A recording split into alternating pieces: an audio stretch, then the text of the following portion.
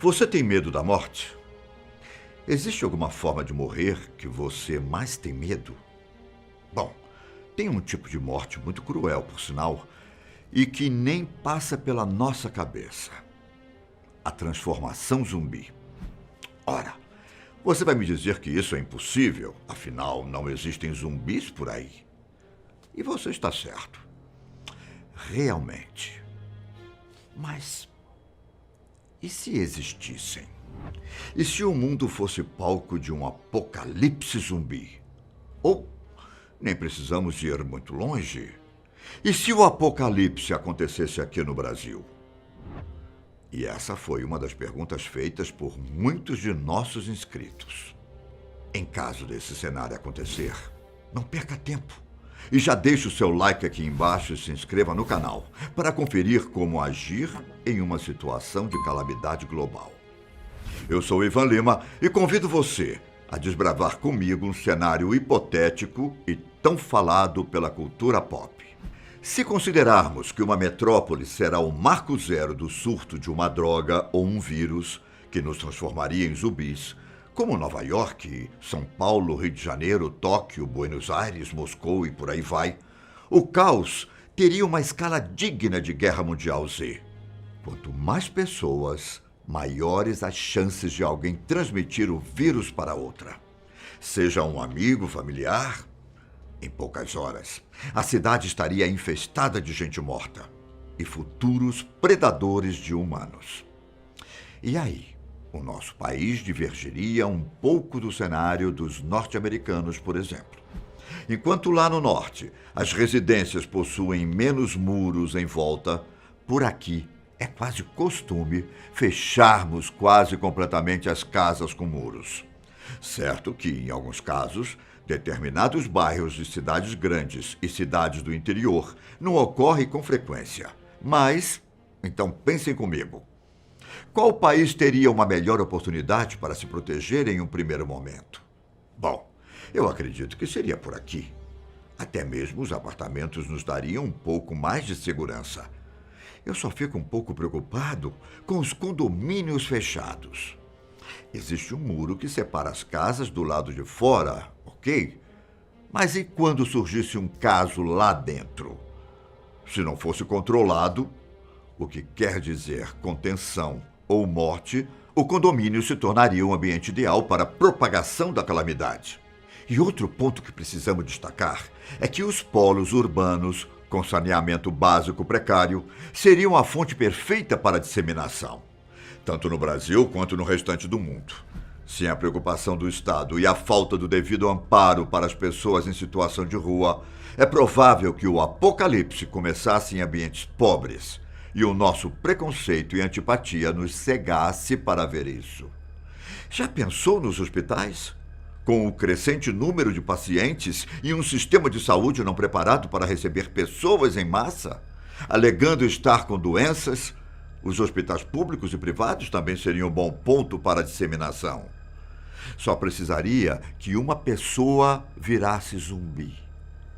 A baixa imunidade de todos, diagnósticos errados e a falta de um plano de contingência para um caso de zumbis faria o resto. Eu quase me esqueci. Mas de qual tipo de zumbi que estamos falando? Veja, na cultura pop, fomos apresentados a várias espécies, digamos assim. Em The Walking Dead, por exemplo, existem os Walkers, que são aqueles zumbis famintos por carne humana. Inspirados em A Noite dos Mortos-Vivos, de Jorge Romero, sabe? Eles não correm, não são fortes e nem muito resistentes.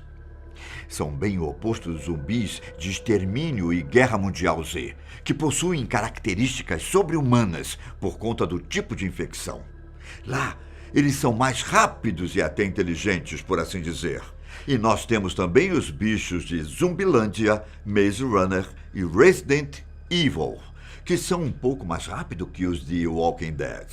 E assim, estou contando apenas o zumbi primordial de Resident Evil, já que lá existem inúmeras variações e monstruosidades. Dentre essa variedade, serei bonzinho e vou escolher o zumbi de Walking Dead para o nosso apocalipse. Ele é o mais disseminado na cultura pop e o que tem um carinho no imaginário popular.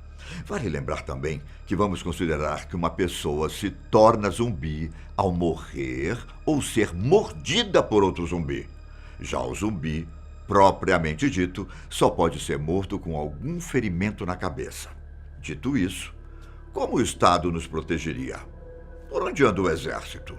Bom, eles colocariam os líderes de Estado em segurança primeiro, em algum tipo de bunker no subsolo, residência afastada, porta-aviões ou até mesmo fugiriam dos seus respectivos países.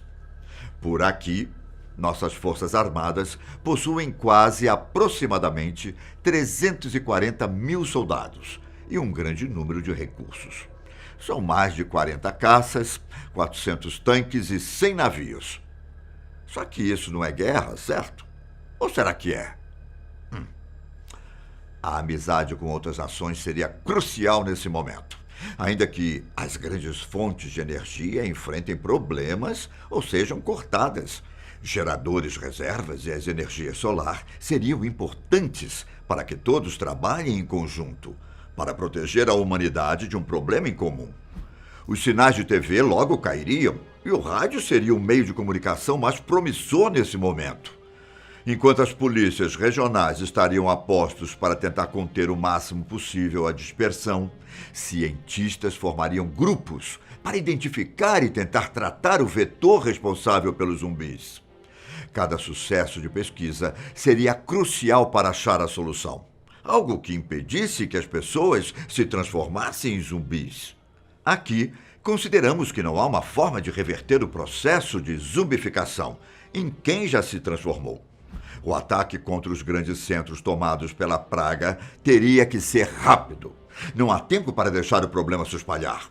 Enquanto isso, pessoas sem abrigo seriam levadas para zonas de quarentena, onde o monitoramento seria constante e os testes direto em humanos para encontrar uma cura seriam comuns.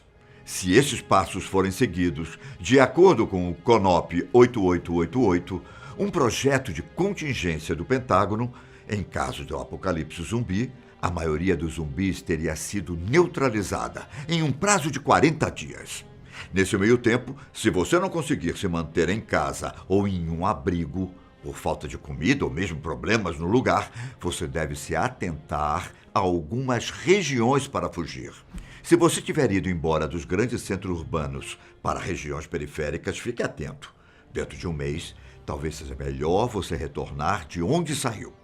De acordo com um estudo da Universidade de Cornell, em Nova York, as metrópoles tornam-se mais seguras com o passar do tempo. Já as áreas periféricas, para onde você fugiu, terão o perigo mais iminente, devido à dispersão dos zumbis. Aqui no Brasil, nós perceberemos uma migração em massa das cidades costeiras para o oeste, noroeste e sudoeste do país. Só que isso não seria a salvação. Faça as contas comigo. Vamos supor que os zumbis de São Paulo partam rumo à região de Brasília, no Distrito Federal. A distância fica próxima de 1.040 quilômetros e os zumbis vão andar em uma média de 0,5 quilômetros por hora. Calculo que em pouco mais de 80 dias, os zumbis já teriam chegado na capital do Brasil. É indicado que você vá para áreas planas, como o Cerrado no Brasil Central, onde será mais fácil manter a vigilância, e também por conta das inúmeras áreas desocupadas e possibilidade de encontrar vegetação e animais como fonte de alimento. Pequenas cidades de Minas Gerais, Goiás, Amazonas, Rio Grande do Sul e Tocantins são possibilidades promissoras. Mas e se você for para uma ilha? A ideia é boa, se você tiver suprimentos para durar muito tempo. Zumbis não chegariam em pontos afastados da costa. Então você poderia viver em paz e tranquilidade com a sua família e amigos. Mas quando a comida e os recursos chegarem ao fim, logo você terá que voltar para o continente. Certo, nós já averiguamos para onde ir e como as Forças Armadas agiriam. Só que, e se nada disso desse certo? E se o combate for perdido e os zumbis continuassem por aí? Bom, é provável que a humanidade ficasse por conta própria e sem segurança especializada. A última medida de grandes governos remanescentes para neutralizar a praga seria jogar uma bomba e destruir a cidade e o que estivesse nela. Ok, isso ajuda a exterminar muitos zumbis, mas a real chance de conseguirem acabar com todos seria pequena. Estamos falando de uma infestação em massa, larga escala, que não ficaria contida em apenas uma cidade. Seria preciso inúmeras explosões para conseguir neutralizar tudo. Valeria a pena? Como escolher qual local sacrificar? Como avisar a população para sair dos locais e se esconder de uma bomba? Estamos contando caso sobrasse algum governo. Caso os nossos sistemas fossem prejudicados, a população teria de buscar meios para sobreviver. Nos primeiros meses, veríamos uma grande migração em busca de locais seguros. Grupos perderiam membros, entrariam em combate com outros grupos e o caos tomaria conta. Violência e a pior face das pessoas ficaria à mostra para conseguirem sobreviver. Quando finalmente acabassem os conflitos, novas formas de cidades começariam a crescer. A locomoção via automóveis teria sido trocada em prol da locomoção animal e a energia solar seria o meio mais prático e seguro para continuar com eletricidade nos povoados. E o mais bizarro de tudo era que, em um ano, já teríamos nos acostumado com os zumbis e matá-los seria fácil. Em menos de 5 anos, é provável que a situação do planeta esteja estável, mas completamente diferente do que conhecemos hoje.